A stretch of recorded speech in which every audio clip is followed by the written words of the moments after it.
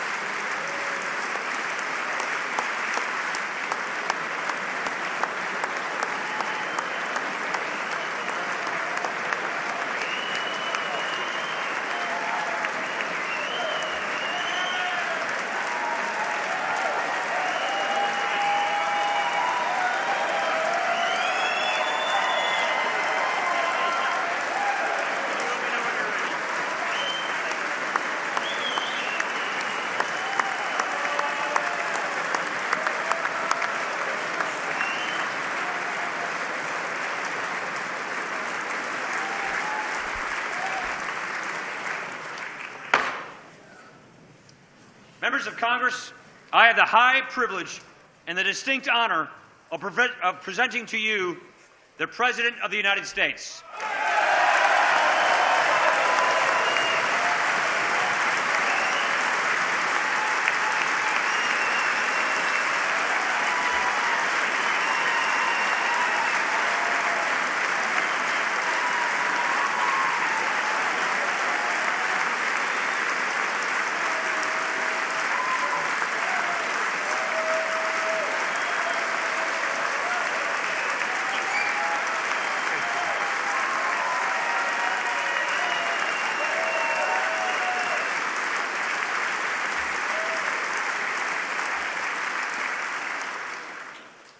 Mr. Speaker, Mr. Vice President, members of Congress, the First Lady of the United States, and my fellow Americans.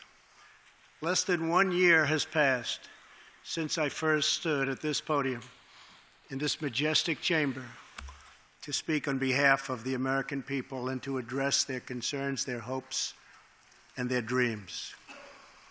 That night, our new administration had already taken very swift action.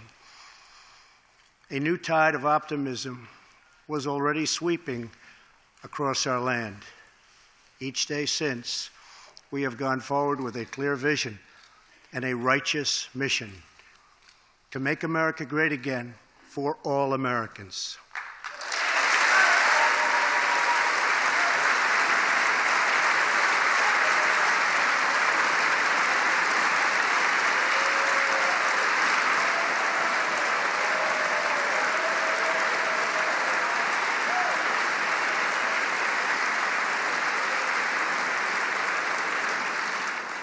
Over the last year, we have made incredible progress and achieved extraordinary success. We have faced challenges we expected and others we could never have imagined. We have shared in the heights of victory and the pains of hardship. We have endured floods and fires and storms. But through it all, we have seen the beauty of America's soul and the steel in America's spine. Each test has forged new American heroes to remind us who we are and show us what we can be. We saw the volunteers of the Cajun Navy racing to the rescue with their fishing boats to save people in the aftermath of a totally devastating hurricane. We saw strangers shielding strangers from a hail of gunfire on the Las Vegas Strip. We heard tales of Americans like Coast Guard Petty Officer Ashley Leopard, who is here tonight in the gallery with Melania.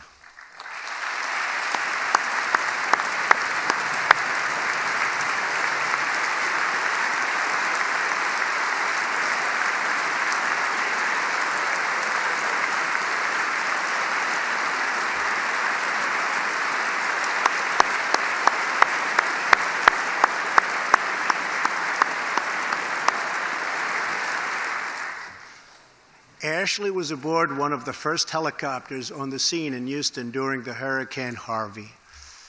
Through 18 hours of wind and rain, Ashley braved live power lines and deep water to help save more than 40 lives. Ashley, we all thank you. Thank you very much.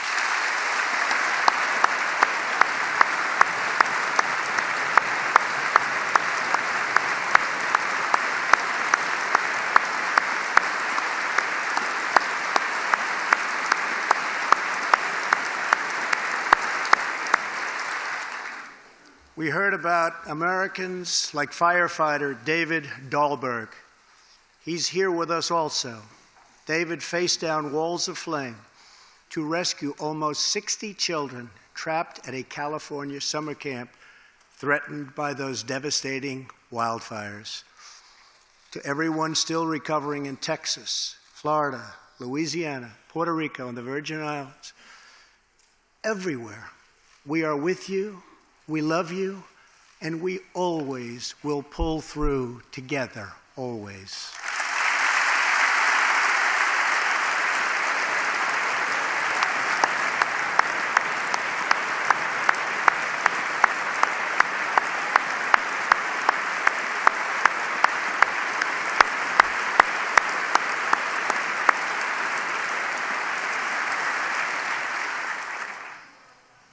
Thank you to David and the brave people of California. Thank you very much, David. Great job. Some trials over the past year touched this chamber very personally. With us tonight is one of the toughest people ever to serve in this House. A guy who took a bullet, almost died, and was back to work 3.5 months later. The legend from Louisiana, Congressman Steve Scalise.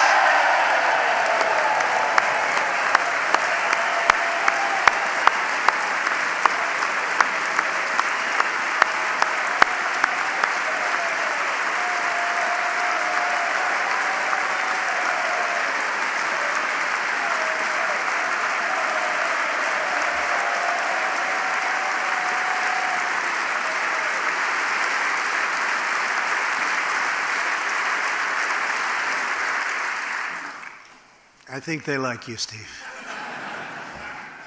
We're incredibly grateful for the heroic efforts of the Capitol Police officers, the Alexandria Police, and the doctors, nurses, and paramedics who saved his life and the lives of many others, some in this room.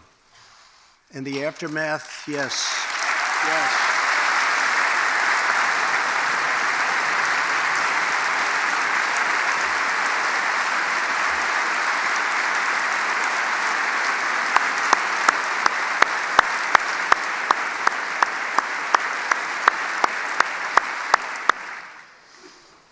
In the aftermath of that terrible shooting, we came together, not as Republicans or Democrats, but as representatives of the people. But it is not enough to come together only in times of tragedy. Tonight, I call upon all of us to set aside our differences, to seek out common ground, and to summon the unity we need to deliver for the people. This is really the key. These are the people we were elected to serve.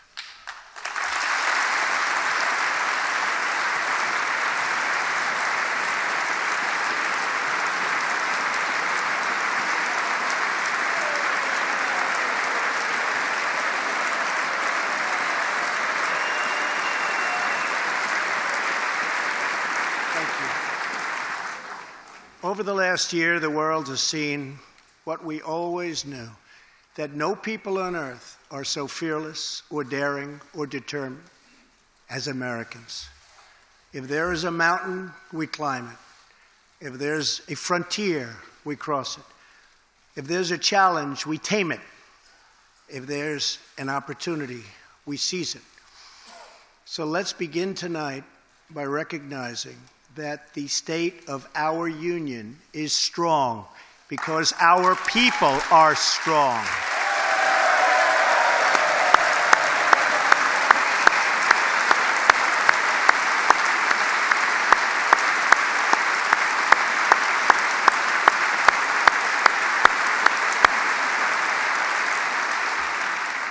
And together we are building a safe, strong, and proud America. Since the election, we have created 2.4 million new jobs,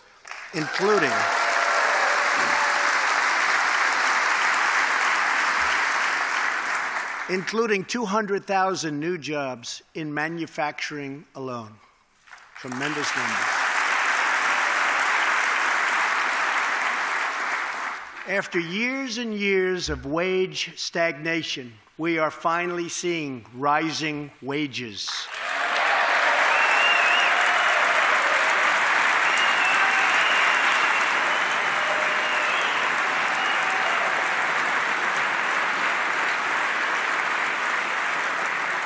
Unemployment claims have hit a 45-year low.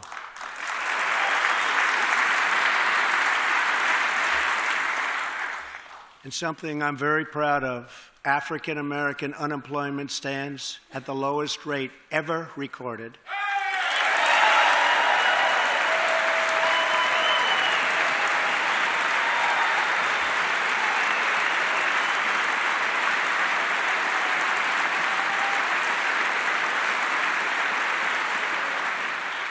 And Hispanic American unemployment has also reached the lowest levels in history.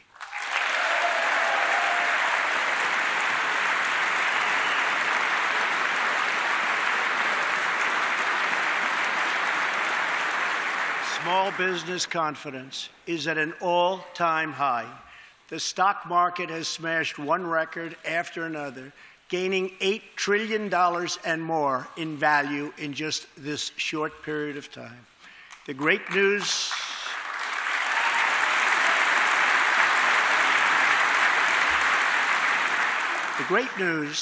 for Americans, 401k, retirement pension, and college savings accounts have gone through the roof.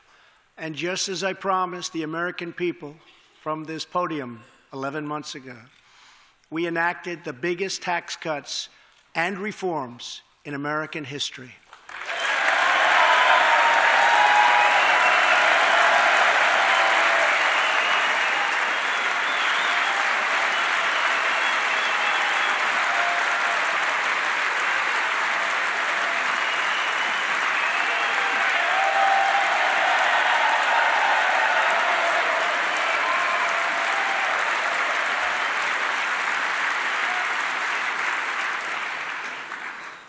massive tax cuts provide tremendous relief for the middle class and small business.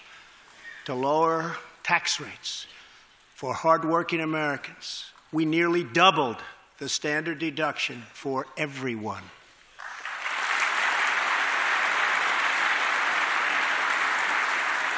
Now, the first $24,000 earned by a married couple is completely tax-free.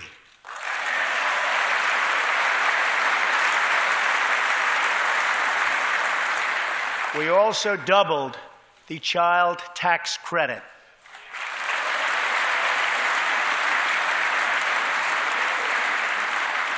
A typical family of four making $75,000 will see their tax bill reduced by $2,000, slashing their tax bill in half.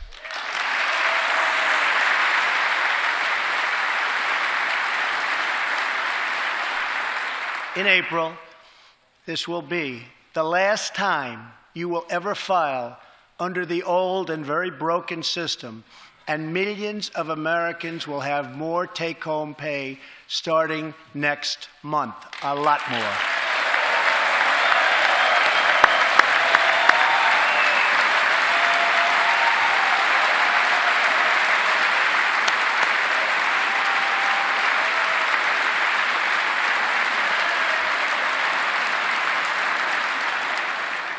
We eliminated an especially cruel tax that fell mostly on Americans making less than $50,000 a year, forcing them to pay tremendous penalties simply because they couldn't afford government-ordered health plans.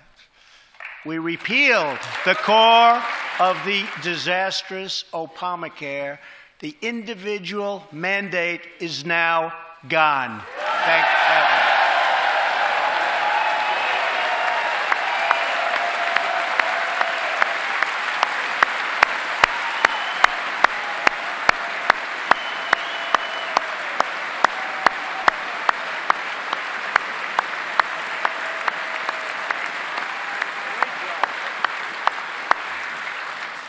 We slashed the business tax rate from 35% all the way down to 21%, so American companies can compete and win against anyone else anywhere in the world.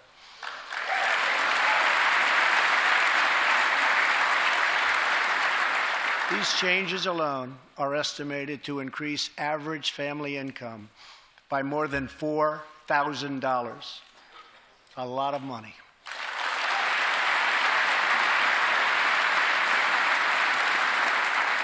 Small businesses have also received a massive tax cut and can now deduct 20% of their business income. Here tonight are Steve Staub and Sandy Keplinger of Staub Manufacturing, a small, beautiful business in Ohio. They've just finished the best year in their 20-year history.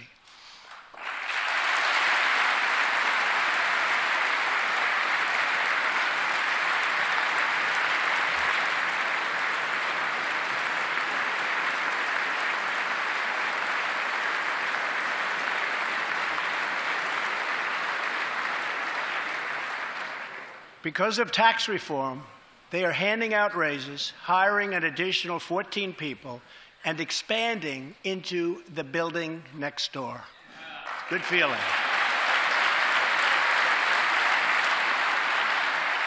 One of Staub's employees, Corey Adams, is also with us tonight. Corey is an all-American worker. He supported himself through high school, lost his job during the 2008 recession, and was later hired by Staub, where he trained to become a welder. Like many hardworking Americans, Corey plans to invest his tax cut raise into his new home and his two daughters' education. Corey, please stand.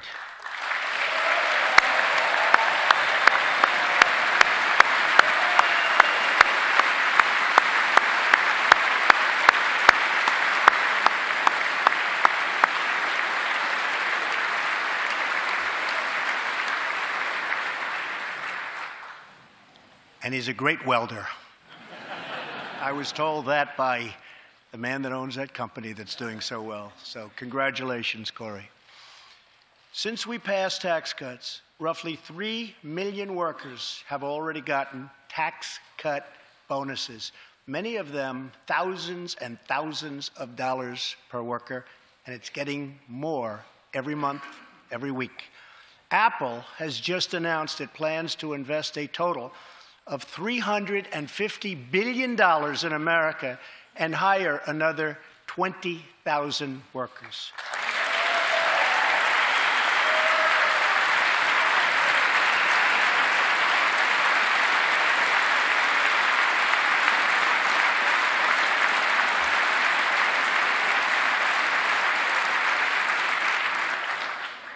And just a little while ago, ExxonMobil announced a $50 billion investment in the United States, just a little while ago.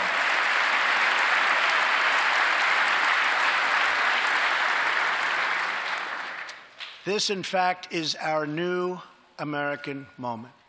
There has never been a better time to start living the American dream. So to every citizen watching at home tonight, no matter where you've been or where you've come from, this is your time. If you work hard, if you believe in yourself, if you believe in America, then you can dream anything. You can be anything. And together, we can achieve absolutely anything.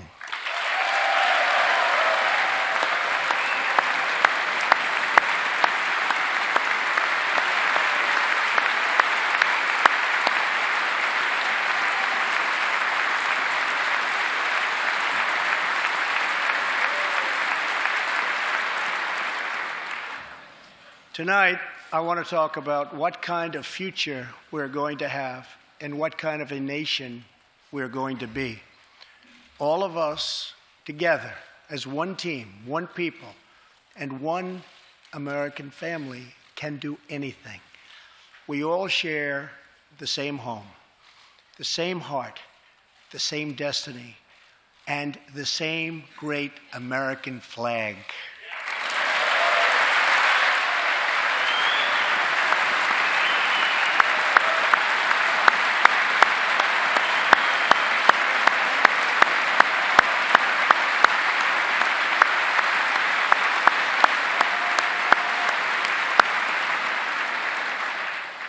Together, we are rediscovering the American way. In America, we know that faith and family, not government and bureaucracy, are the center of American life. The motto is, "In God we trust."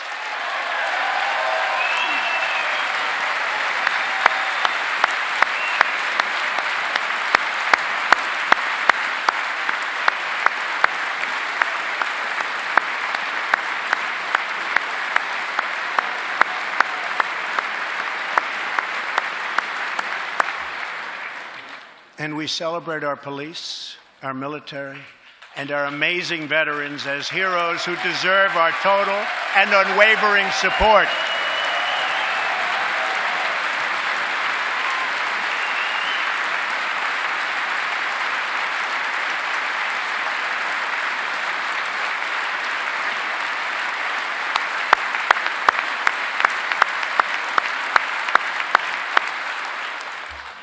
Here tonight is Preston Sharp, a 12-year-old boy from Redding, California, who noticed that veterans' graves were not marked with flags on Veterans Day. He decided all by himself to change that and started a movement that has now placed 40,000 flags at the graves of our great heroes. Preston, a job well done.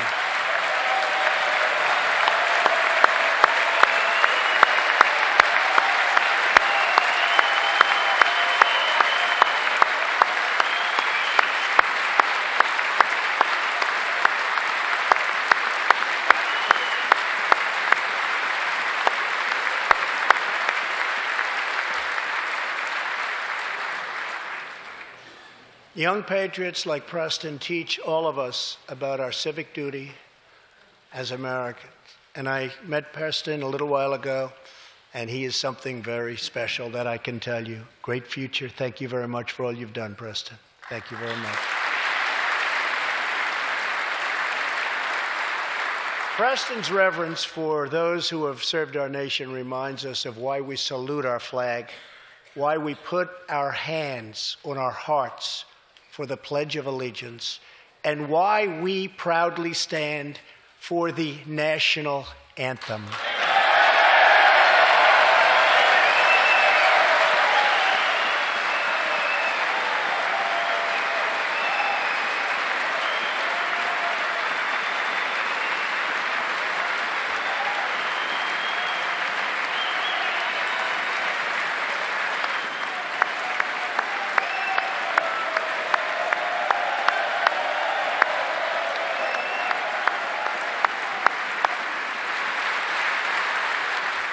Americans love their country, and they deserve a government that shows them the same love and loyalty in return. For the last year, we have sought to restore the bonds of trust between our citizens and their government. Working with the Senate, we are appointing judges who will interpret the Constitution as written, including a great new Supreme Court justice and more circuit court judges than any new administration in the history of our country.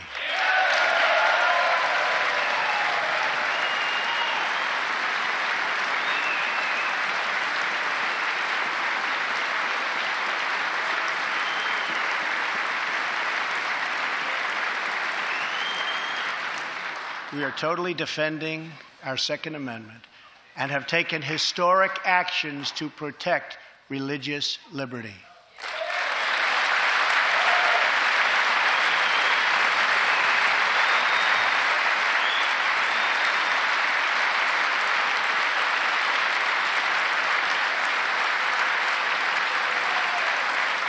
And we are serving our brave veterans, including giving our veterans choice in their health care decisions.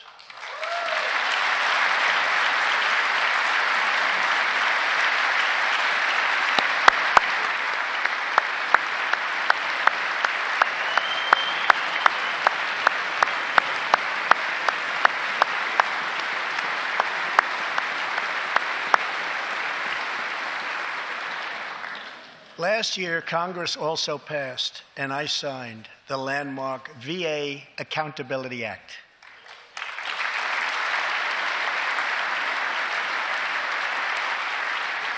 Since its passage, my administration has already removed more than 1,500 VA employees who failed to give our veterans the care they deserve, and we are hiring talented people who love our vets as much as we do.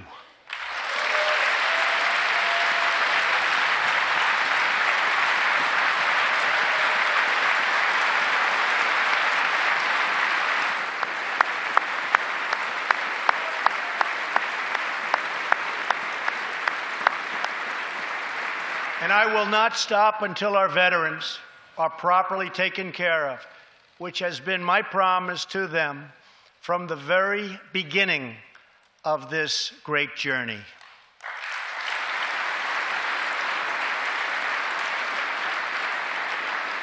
All Americans deserve accountability and respect, and that's what we are giving to our wonderful heroes, our veterans. Thank you.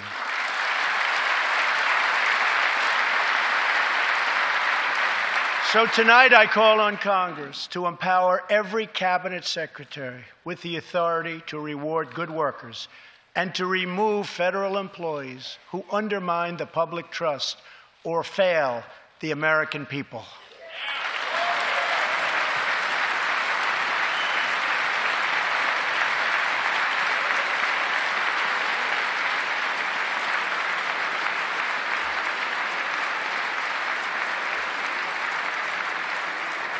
In our drive to make Washington accountable, we have eliminated more regulations in our first year than any administration in the history of our country.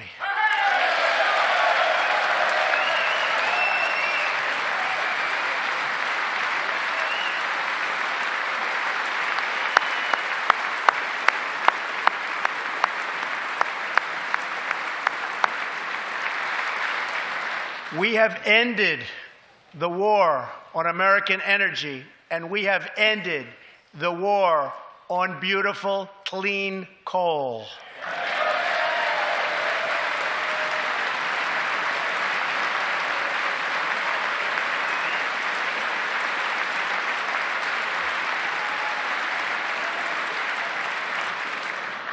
We are now very proudly an exporter of energy to the world.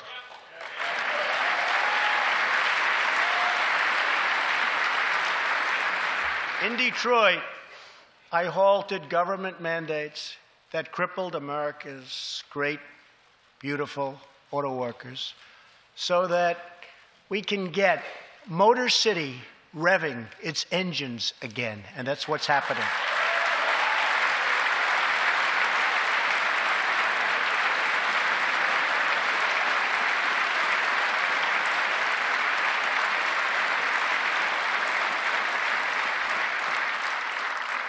Many car companies are now building and expanding plants in the United States, something we haven't seen for decades.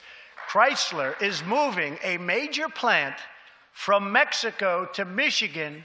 Toyota and Mazda are opening up a plant in Alabama, a big one, and we haven't seen this in a long time. It's all coming back.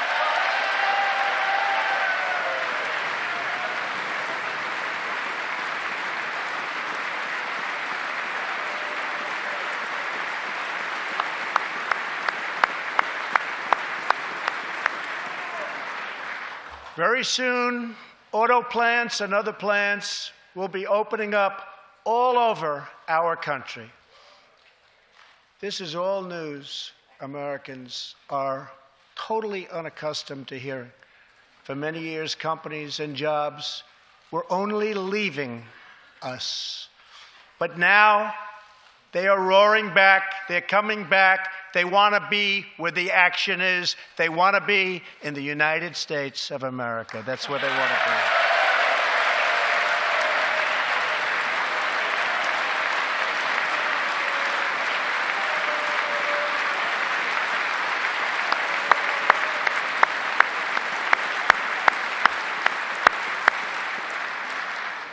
Exciting progress is happening every single day. To speed access to breakthrough cures and affordable generic drugs, last year, the FDA approved more new and generic drugs and medical devices than ever before in our country's history.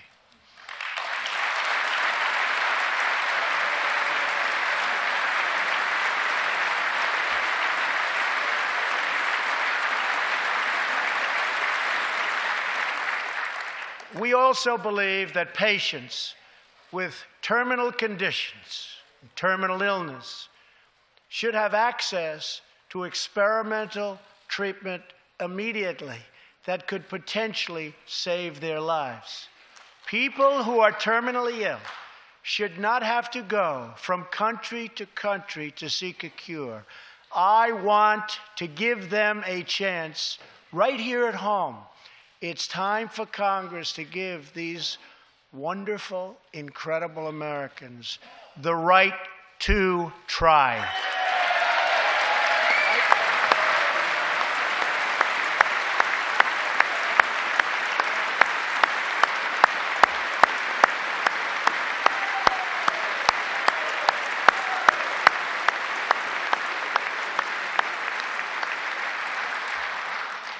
One of my greatest priorities is to reduce the price of prescription drugs.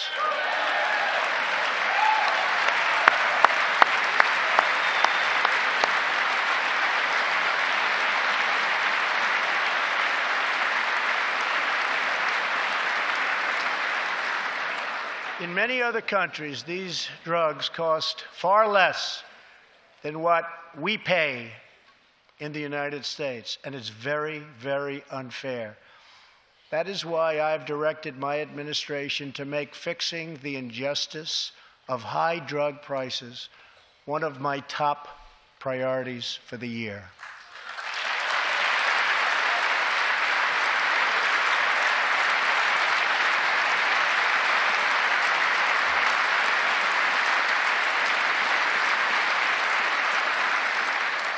and prices will come down substantially. Watch. America has also finally turned the page on decades of unfair trade deals that sacrificed our prosperity and shipped away our companies, our jobs, and our wealth. Our nation has lost its wealth, but we're getting it back so fast. The era of economic surrender is totally over. From now on, we expect trading relationships to be fair and, very importantly, reciprocal.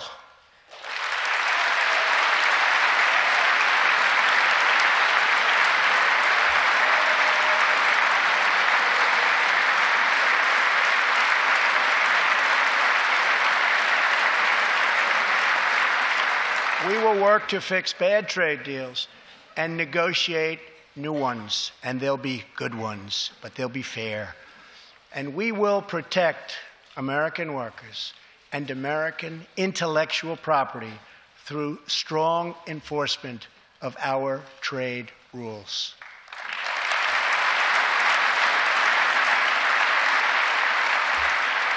As we rebuild our industries, it is also time to rebuild our crumbling infrastructure.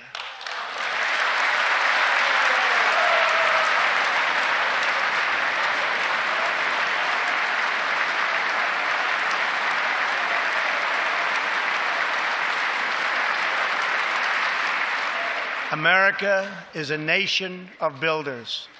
We built the Empire State Building in just 1 year.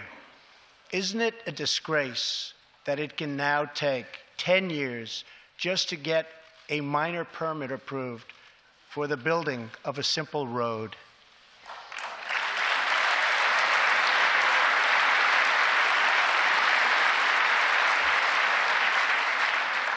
I am asking both parties to come together to give us safe, fast, reliable, and modern infrastructure that our economy needs and our people deserve.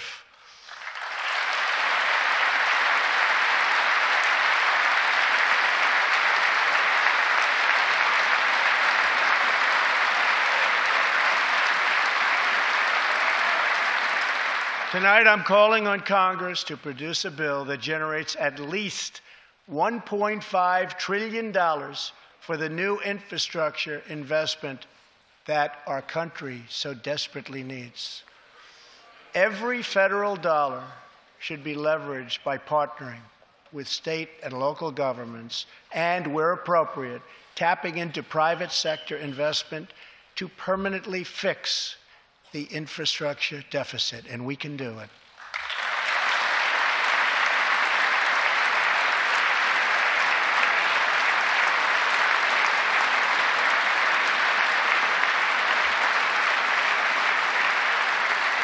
Any bill must also streamline the permitting and approval process, getting it down to no more than 2 years and perhaps even 1.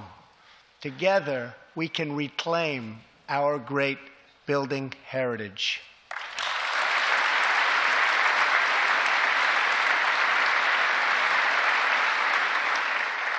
We will build gleaming new roads, bridges, highways, railways, and waterways all across our land. And we will do it with American heart, American hands, and American grit.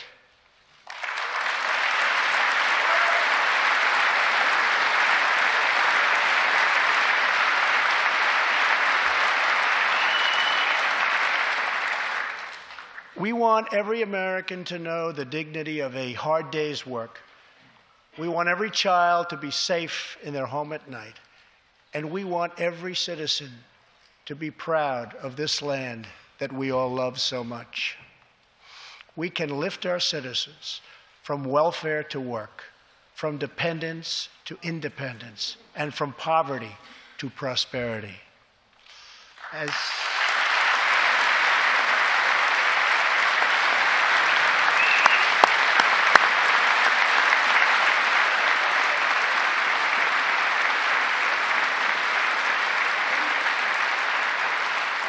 tax cuts create new jobs. Let's invest in workforce development, and let's invest in job training, which we need so badly.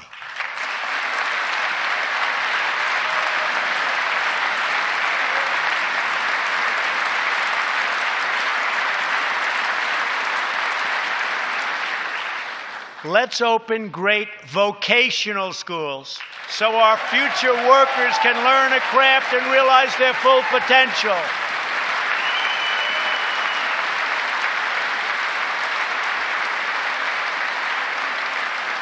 And let's support working families by supporting paid family leave.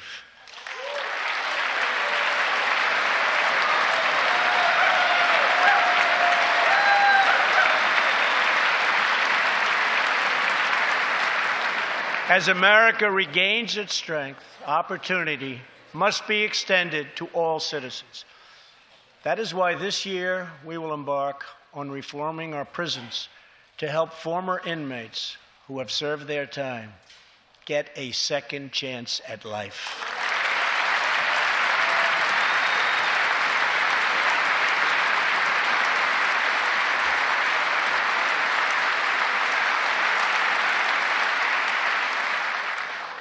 Struggling communities, especially immigrant communities, will also be helped by immigration policies that focus on the best interests of American workers and American families.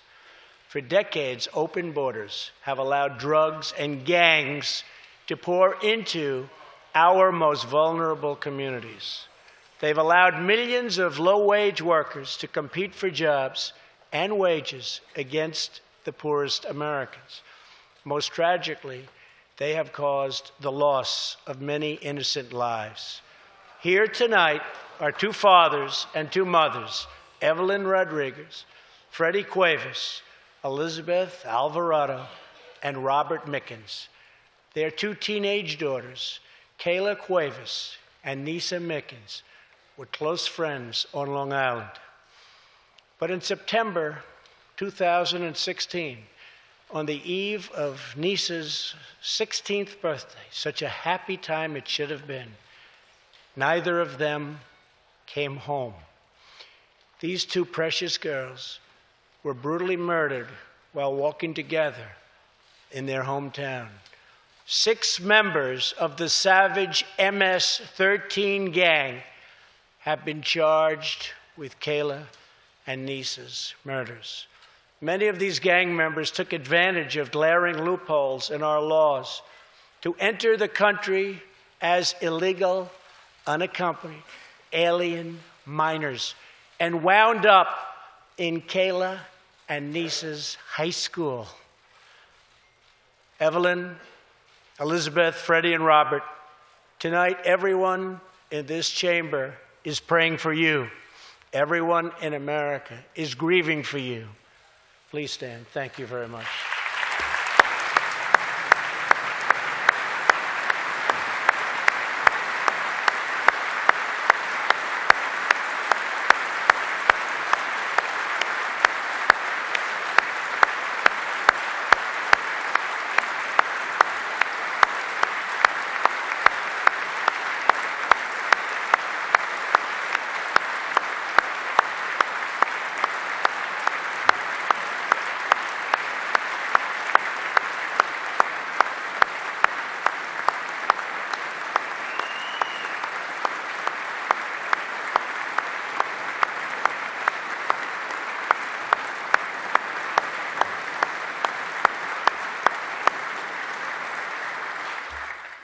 I want you to know that 320 million hearts are right now breaking for you. We love you. Thank you.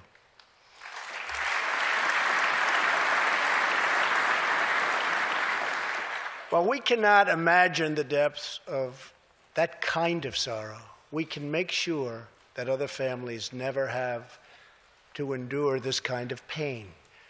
Tonight I am calling on Congress to finally close the deadly loopholes that have allowed MS-13 and other criminal gangs to break into our country.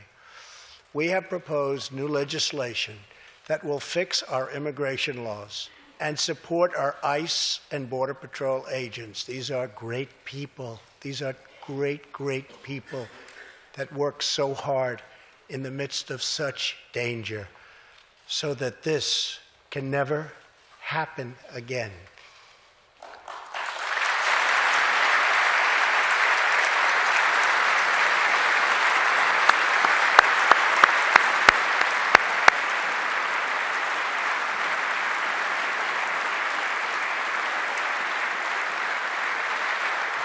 The United States is a compassionate nation. We are proud that we do more than any other country anywhere in the world to help the needy, the struggling, and the underprivileged all over the world. But as President of the United States, my highest loyalty, my greatest compassion, my constant concern is for America's children, America's struggling workers, and America's forgotten communities. I want our youth to grow up to achieve great things. I want our poor to have their chance to rise. So tonight I am extending an open hand to work with members of both parties, Democrats and Republicans, to protect our citizens of every background, color, religion, and creed.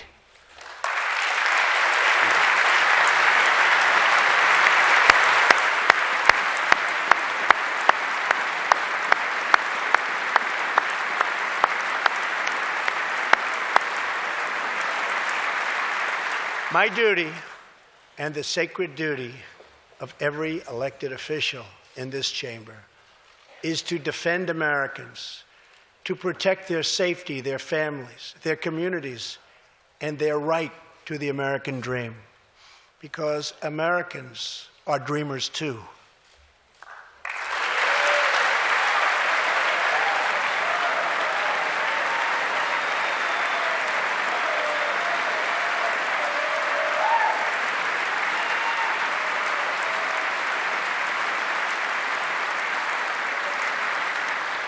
Here tonight is one leader in the effort to defend our country, Homeland Security Investigation Special Agent Celestino Martinez. He goes by DJ and CJ. He said, call me either one.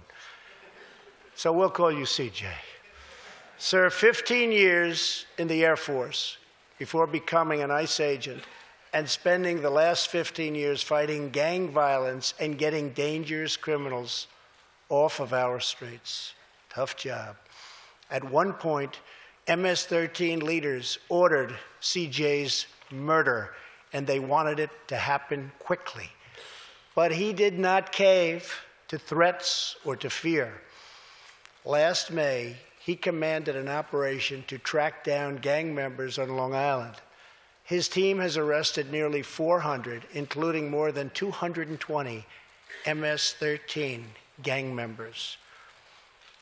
And I have to tell you, what the Border Patrol and ICE have done, we have sent thousands and thousands and thousands of MS-13 horrible people out of this country or into our prisons. So I just want to congratulate you, CJ. You're a brave guy. Thank you very much.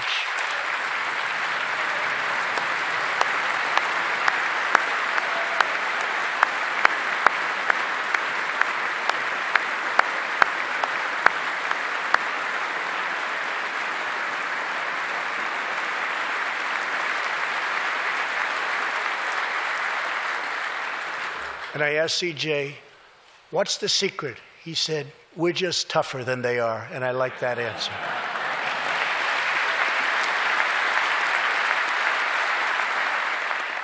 Now let's get Congress to send you, and all of the people in this great chamber have to do it. We have no choice. CJ, we're going to send you reinforcements, and we're going to send them to you quickly. It's what you need.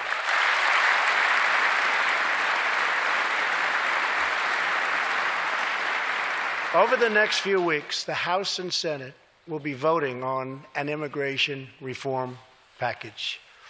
In recent months, my administration has met extensively with both Democrats and Republicans to craft a bipartisan approach to immigration reform.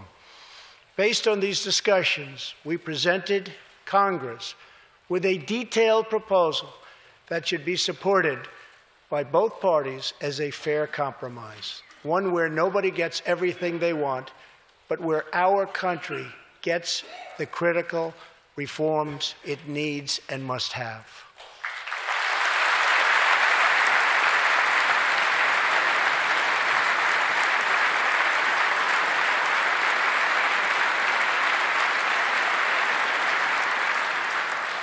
Here are the 4 pillars of our plan.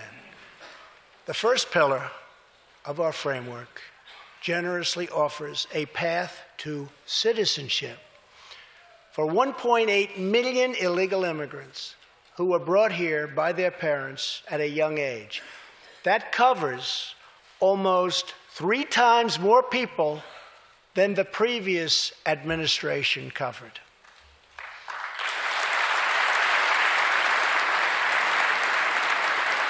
Under our plan, those who meet education and work requirements and show good moral character will be able to become full citizens of the United States over a 12-year period.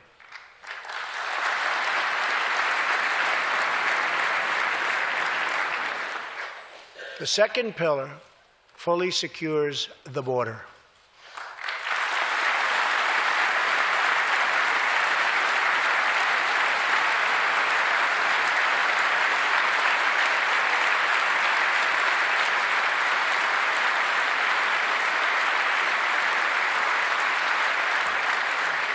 That means building a great wall on the southern border, and it means hiring more heroes like CJ to keep our communities safe.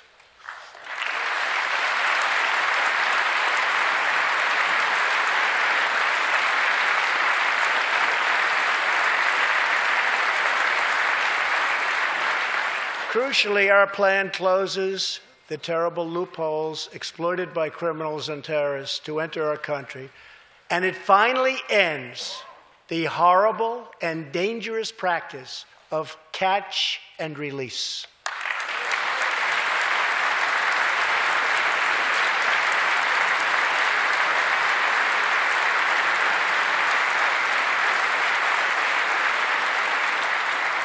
The third pillar ends the visa lottery, a program that randomly hands out green cards without any regard for skill, merit, or the safety of American people.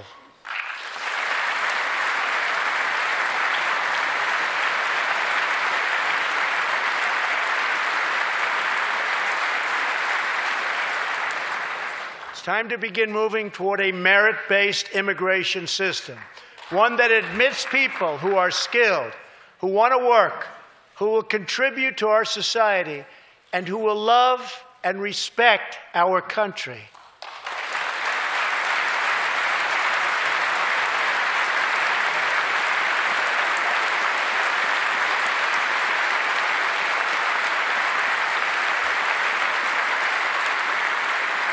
The fourth and final pillar protects the nuclear family by ending chain migration.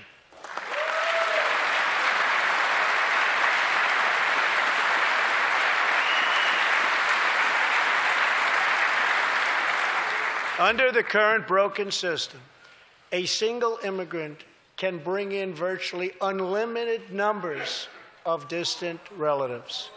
Under our plan, we focus on the immediate family by limiting sponsorships to spouses and minor children.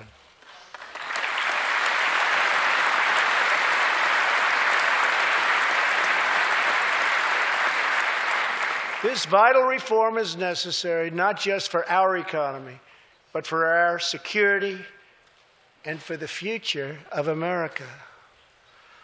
In recent weeks, 2 terrorist attacks in New York were made possible by the visa lottery and chain migration. In the age of terrorism, these programs present risks we can just no longer afford.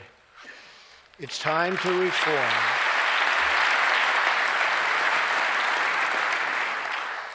These outdated immigration rules and finally bring our immigration system into the 21st century.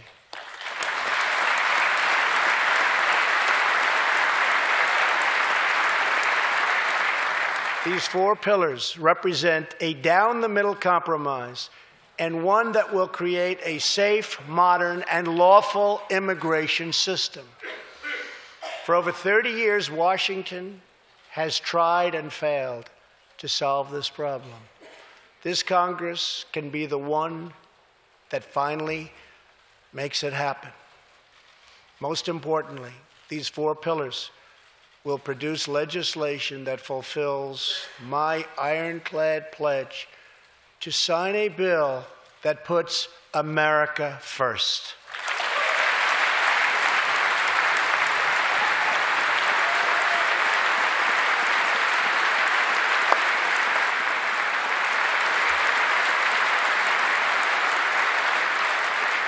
So let's come together, set politics aside, and finally get the job done.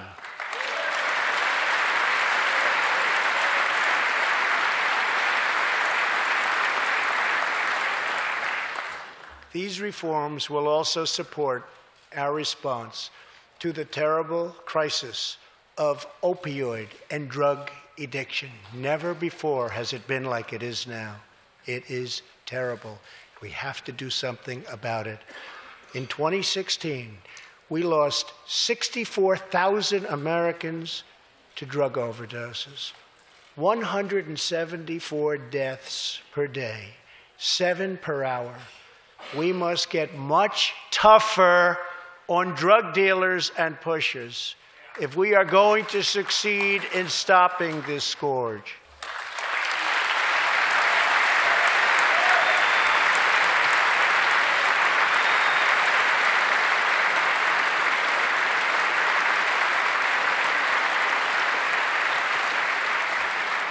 My administration is committed to fighting the drug epidemic and helping get treatment for those in need, for those who have been so terribly hurt.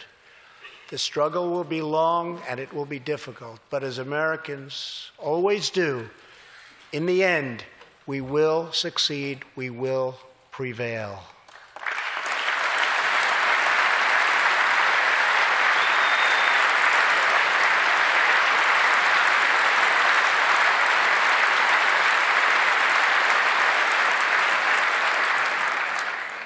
As we have seen tonight, the most difficult challenges bring out the best in America.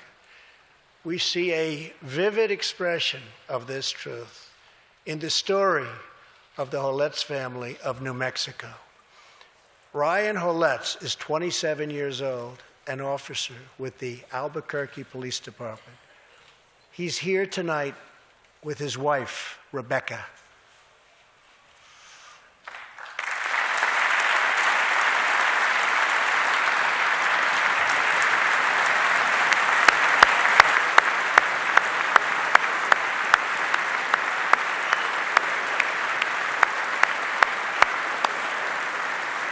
Thank you, Ryan. Last year, Ryan was on duty when he saw a pregnant, homeless woman preparing to inject heroin. When Ryan told her she was going to harm her unborn child, she began to weep. She told him she didn't know where to turn, but badly wanted a safe home for her baby. In that moment, Ryan said he felt God speak to him. You will do it because you can. He heard those words. He took out a picture of his wife and their 4 kids. Then he went home to tell his wife, Rebecca. In an instant, she agreed to adopt. The Holetz named their new daughter Hope. Ryan and Rebecca, you embody the goodness of our nation. Thank you.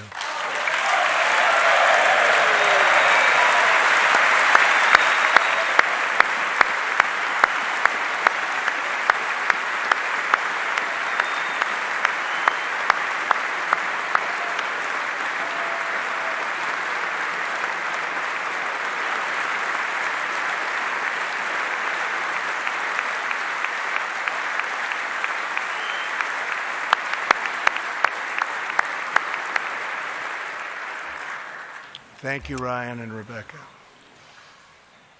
As we rebuild America's strength and confidence at home, we are also restoring our strength and standing abroad. Around the world, we face rogue regimes, terrorist groups, and rivals like China and Russia that challenge our interests, our economy, and our values. In confronting these horrible dangers, we know that weakness is the surest path to conflict, and unmatched power is the surest means to our true and great defense. For this reason, I am asking Congress to end the dangerous defense sequester and fully fund our great military.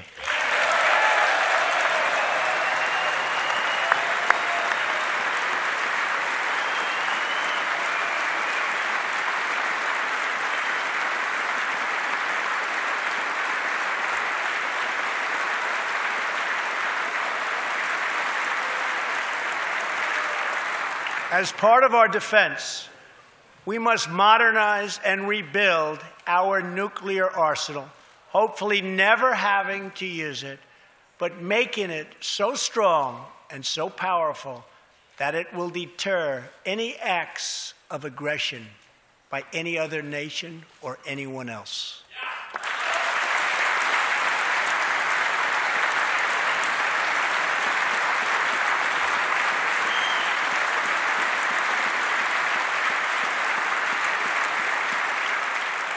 Perhaps someday in the future there will be a magical moment when the countries of the world will get together to eliminate their nuclear weapons. Unfortunately, we are not there yet, sadly. Last year, I also pledged that we would work with our allies to extinguish ISIS from the face of the earth. 1 year later, I am proud to report that the coalition to defeat ISIS has liberated very close to 100% of the territory just recently held by these killers in Iraq and in Syria and in other locations as well.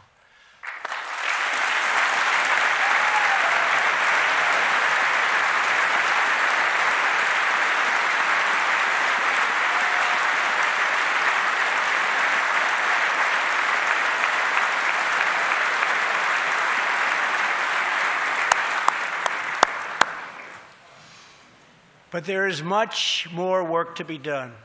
We will continue our fight until ISIS is defeated. Army Staff Sergeant Justin Peck is here tonight. Near Raqqa last November, Justin and his comrade, Chief Petty Officer Kenton Stacy, were on a mission to clear buildings that ISIS had rigged with explosive, so that civilians could return to that city, hopefully soon and hopefully safely. Clearing the second floor of a vital hospital, Kenton Stacy was severely wounded by an explosion. Immediately, Justin bounded into the booby-trapped and unbelievably dangerous and unsafe building and found Kenton, but in very, very bad shape. He applied pressure to the wound and inserted a tube to reopen an airway. He then performed CPR for 20 straight minutes during the ground transport and maintained artificial respiration through 2.5 hours and through emergency surgery. Kenton Stacy would have died if it were not for Justin's selfless love for his fellow warrior. Tonight, Kenton is recovering in Texas. Raqqa is liberated, and Justin is wearing his new Bronze Star with a V for valor. Staff Sergeant Peck, all of America salutes you.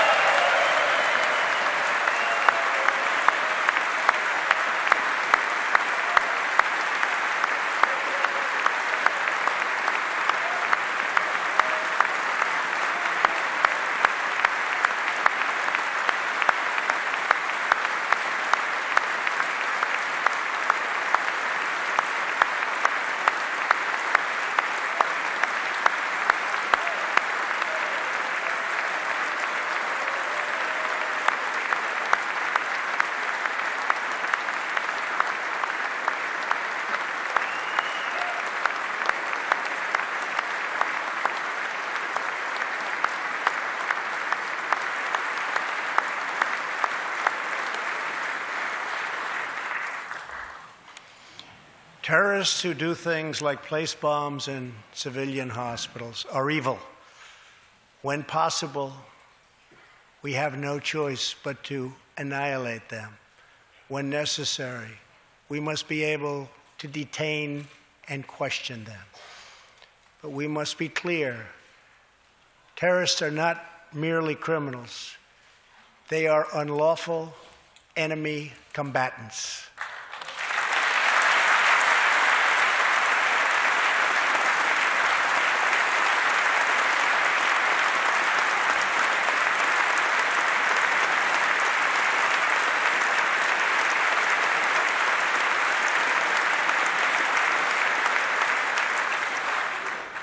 And when captured overseas, they should be treated like the terrorists they are. In the past, we have foolishly released hundreds and hundreds of dangerous terrorists, only to meet them again on the battlefield, including the ISIS leader, al-Baghdadi, who we captured, who we had, who we released. So today, I'm keeping another promise. I just signed, prior to walking in, an order directing Secretary Mattis, who is doing a great job. Thank you.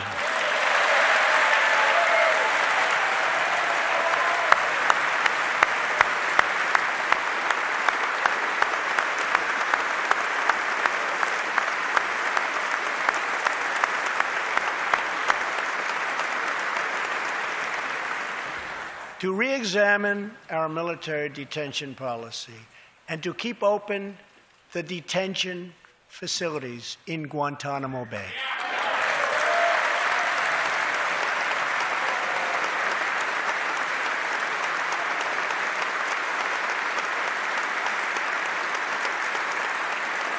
I am asking Congress to ensure that in the fight against ISIS and al-Qaeda, we continue to have all necessary power to detain terrorists wherever we chase them down, wherever we find them. And in many cases, for them, it will now be Guantanamo Bay.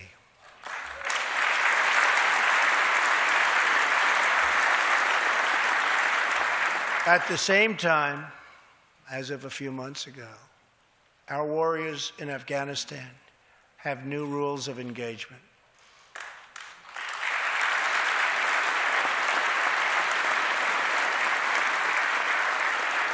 Along with their heroic Afghan partners, our military is no longer undermined by artificial timelines, and we no longer tell our enemies our plans.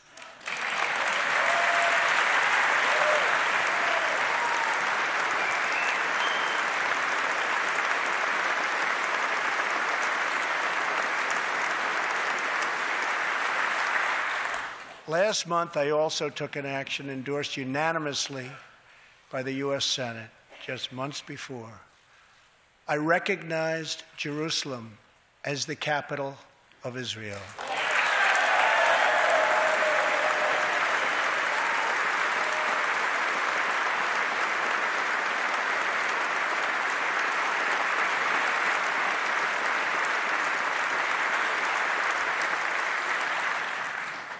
Shortly afterwards, dozens of countries voted in the United Nations General Assembly against America's sovereign right to make this decision.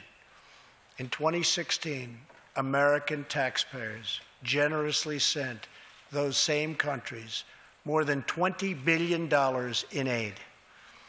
That is why tonight I am asking Congress to pass legislation to help ensure American foreign assistance dollars always serve American interests and only go to friends of America, not enemies of America.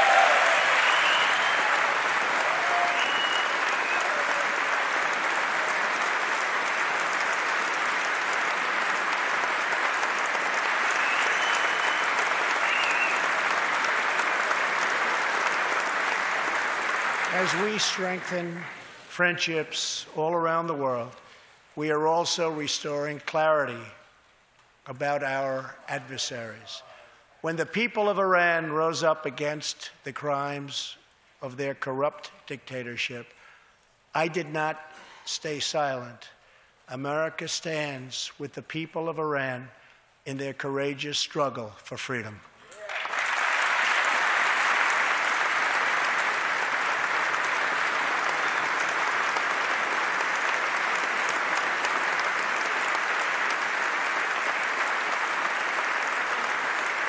I am asking Congress to address the fundamental flaws in the terrible Iran nuclear deal.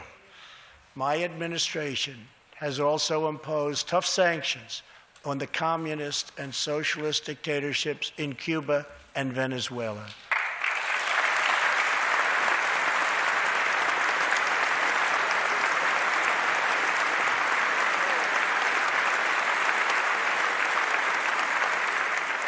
But no regime has oppressed its own citizens more totally or brutally than the cruel dictatorship in North Korea. North Korea's reckless pursuit of nuclear missiles could very soon threaten our homeland. We are waging a campaign of maximum pressure to prevent that from ever happening. Past experience has taught us that complacency and concessions only invite aggression and provocation. I will not repeat the mistakes of past administrations that got us into this very dangerous position. We need only look at the depraved character of the North Korean regime to understand the nature of the nuclear threat it could pose to America and to our allies. Otto Warmbier was a hard-working student at the University of Virginia, and a great student he was. On his way to study abroad in Asia, Otto joined a tour to North Korea. At its conclusion, this wonderful young man was arrested and charged with crimes against the state. After a shameful trial, the dictatorship sentenced Otto to 15 years of hard labor before returning him to America last June, horribly injured and on the verge of death. He passed away just days after his return. Otto's wonderful parents, Fred and Cindy Warmbier, are here with us tonight, along with Otto's brother and sister, Austin and Greta. Please.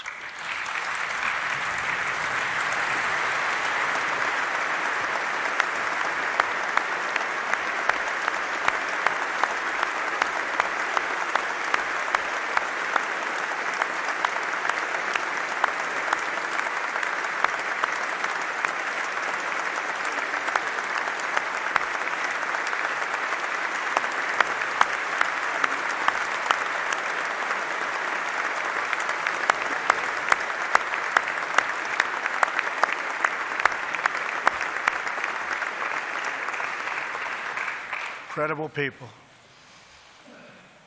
You are powerful witnesses to a menace that threatens our world, and your strength truly inspires us all. Thank you very much. Thank you.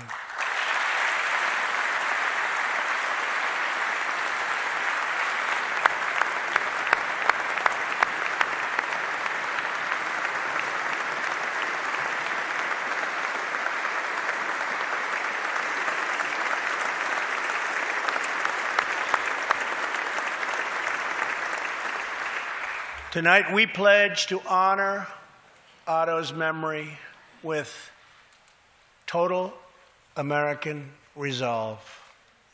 Thank you. Finally,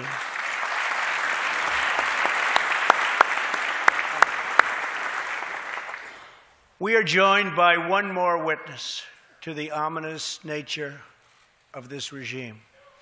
His name is Mr. Ji Sung Ho. In 1996, Sung Ho was a starving boy in North Korea. One day he tried to steal coal from a railroad car to barter for a few scraps of food, which were very hard to get. In the process, he passed out on the train tracks, exhausted from hunger. He woke up as a train ran over his limbs. He then endured multiple amputations without anything to dull the pain or the hurt. His brother and sister gave what little food they had to help him recover and ate dirt themselves, permanently stunting their own growth.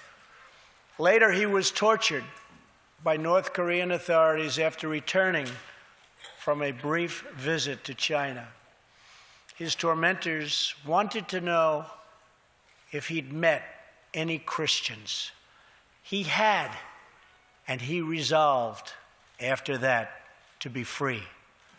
Sung Ho traveled thousands of miles on crutches all across China and Southeast Asia to freedom. Most of his family followed. His father was caught trying to escape and was tortured to death. Today, he lives in Seoul, where he rescues other defectors and broadcasts into North Korea what the regime fears most, the truth. Today, he has a new leg, but Sung Ho, I understand you still keep those old crutches as a reminder of how far you've come. Your great sacrifice is an inspiration to us all. Please, thank you.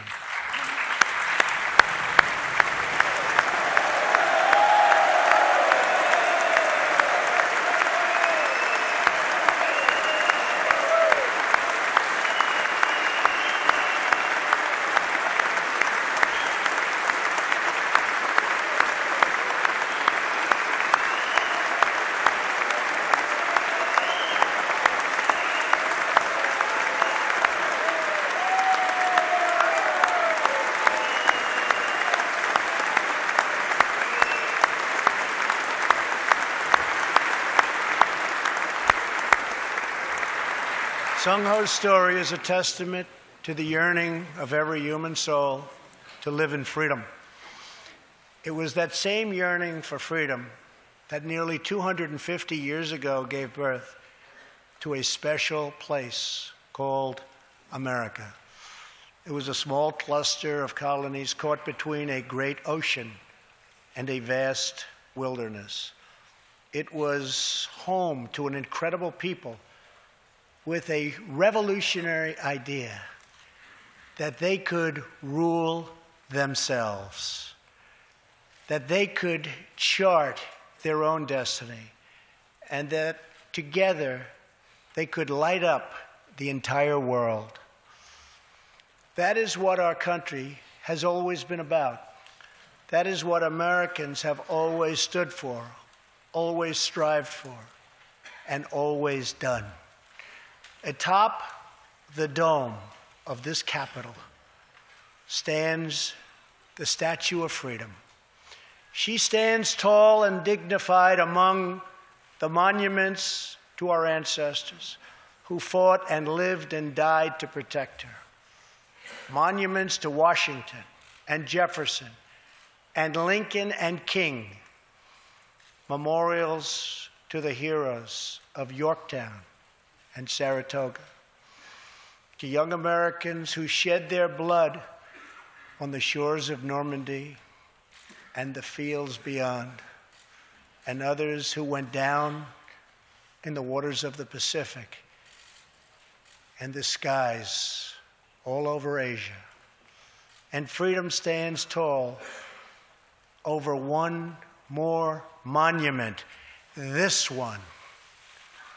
This Capitol, this living monument, this is the monument to the American people.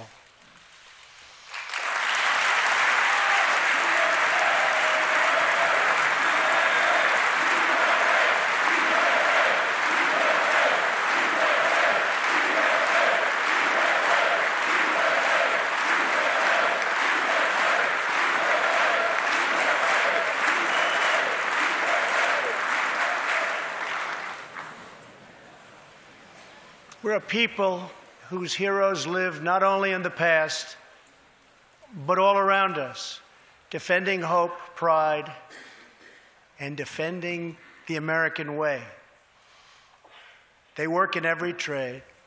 They sacrifice to raise a family. They care for our children at home. They defend our flag abroad. And they are strong moms and brave kids. They are firefighters and police officers and border agents, medics and Marines. But above all else, they are Americans. And this capital, this city, this nation belongs entirely to them.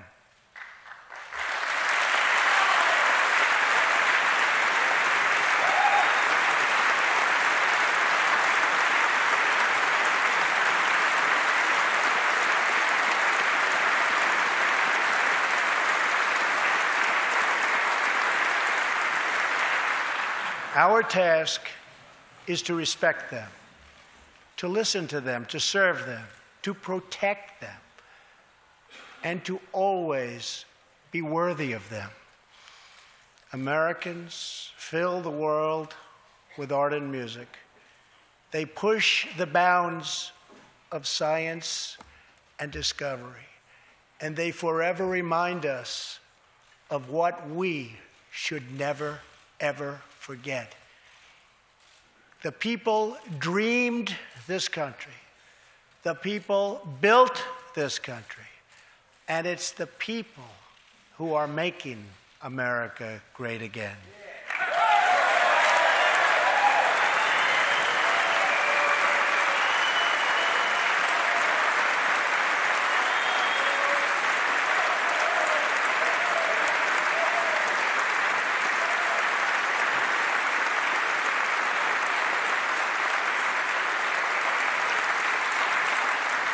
As long as we are proud of who we are and what we are fighting for, there is nothing we cannot achieve.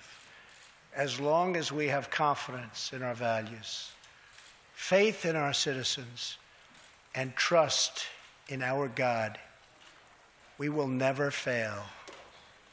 Our families will thrive.